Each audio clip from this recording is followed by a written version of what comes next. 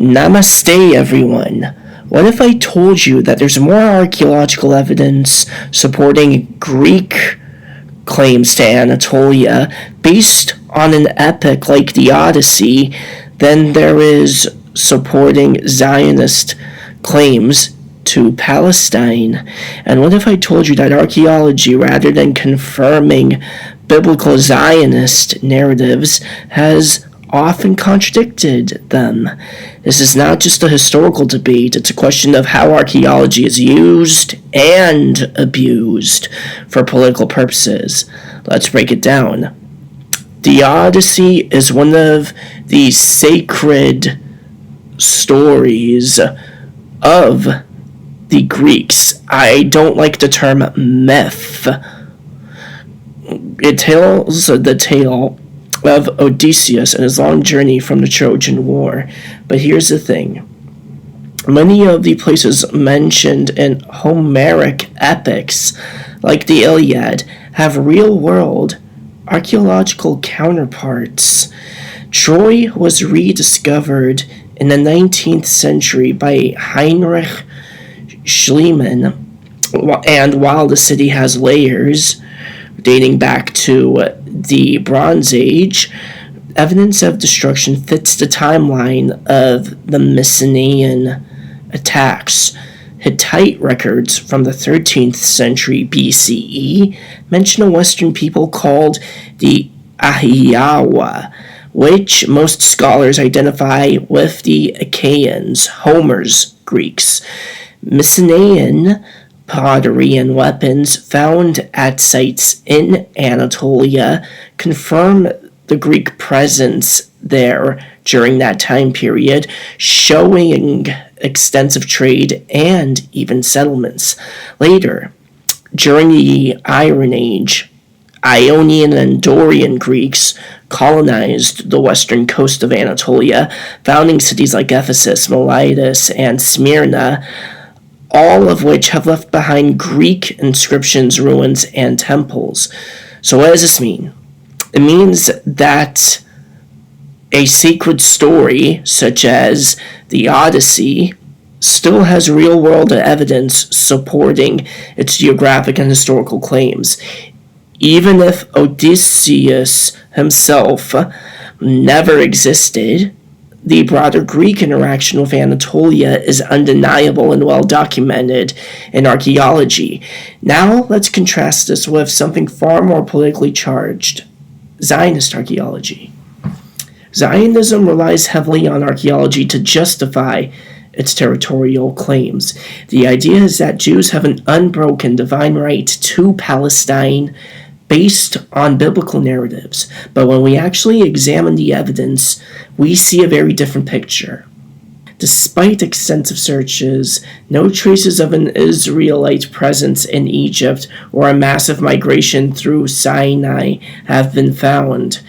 The supposed great kingdoms of David and Solomon leave almost no definitive archaeological traces.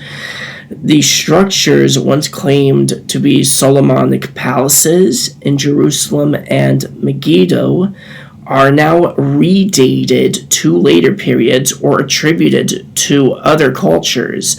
The so-called City of David excavation in Jerusalem, heavily funded by Zionist organizations, has been accused of manipulating findings to reinforce a political narrative while ignoring evidence of continuous non-Jewish habitation. DNA studies show that ancient Canaanites, not Israelites, were the dominant population in the Levant, and that modern Palestinians share more genetic continuity with them than modern Jews do. So while Zionist archaeology desperately seeks to validate biblical myths, it actually ends up disproving them. The reality is that Jewish historical presence in the Levant was one of many cultural influences, much like the Philistines, Canaanites, and later Arab groups, not some exclusive divine entitlement to the land. The key difference between Greek archaeology in Anatolia and Zionist archaeology in Palestine is how the findings are used. The Greek presence in Anatolia is a historical fact, but modern Greece isn't demanding that Turkey Give them Smyrna. Give them back Smyrna. On the other hand, Zionist archaeology is being actively used to justify ethnic cleansing and illegal settlements. In Turkey, the Greek historical presence is acknowledged, but that doesn't serve as a justification for modern territorial claims. In Israel, archaeology is weaponized to erase the Palestinian heritage, justify land theft, and push a political agenda. Sites in the West Bank and East Jerusalem are often excavated in quotations by settlers looking for any Jewish remains while ignoring the continuous presence of Arabs, Christians, and other groups. This isn't just about history, it's about how archaeology is used or misused for political purposes. The key difference is that Greek claims on Anatolia are supported by archaeology, but don't drive modern land grabs, while Zionist claims on Palestine lack an archaeological basis, but are used to justify apartheid and end displacement. At the end of the day, archaeology should be about uncovering the truth, not bending history to fit a political agenda.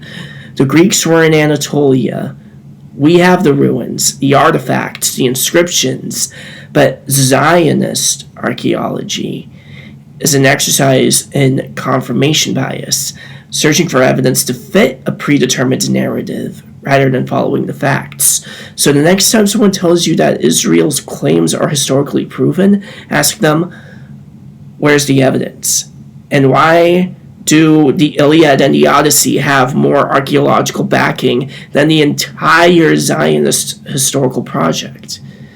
And this is where I end my dissertation. Thank you for watching.